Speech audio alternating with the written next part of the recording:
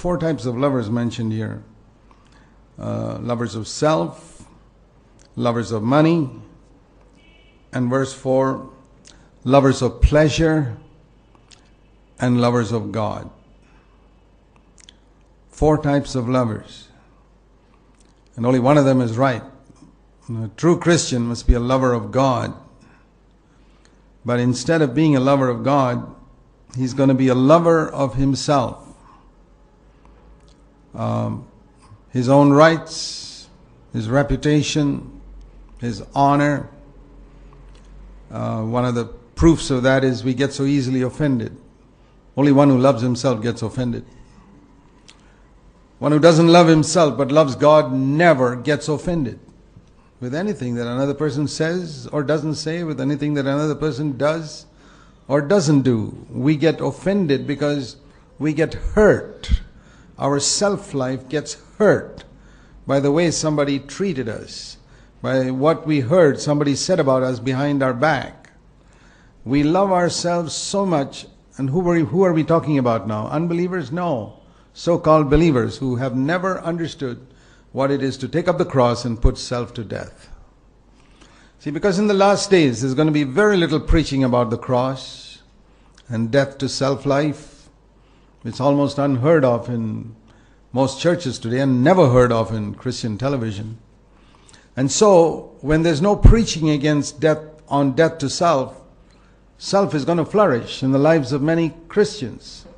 They won't even know that you cannot follow Jesus if you love yourself.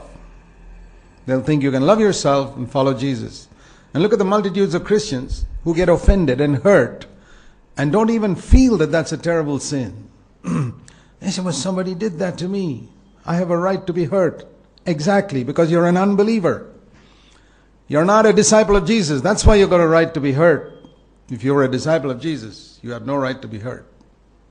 Jesus was never hurt. When they called him Prince of Devils, they spat on his face, they did all types of things. What does it mean to be a disciple of Jesus? There are very, very few Christians who are going to take up the cross in the last days and follow him.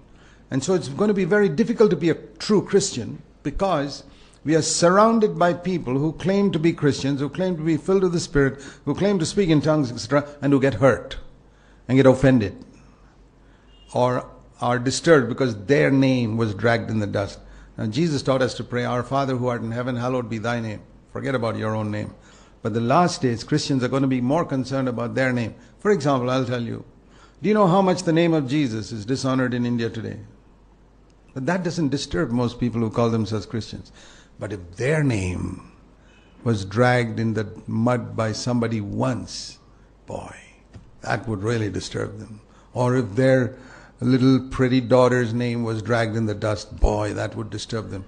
But let the name of Jesus be dishonored throughout the country, it doesn't bother them. You think such people are disciples of Jesus? No. Far from it. But they sit in churches. They claim to be born again. They claim to love the Lord. That is the amazing thing that the devil has done, deceiving them, that they love themselves from top to bottom, head to foot, and they think they're disciples of Jesus. So we can only warn you, nobody can change you from being a lover of self if you don't want to be free from it yourself.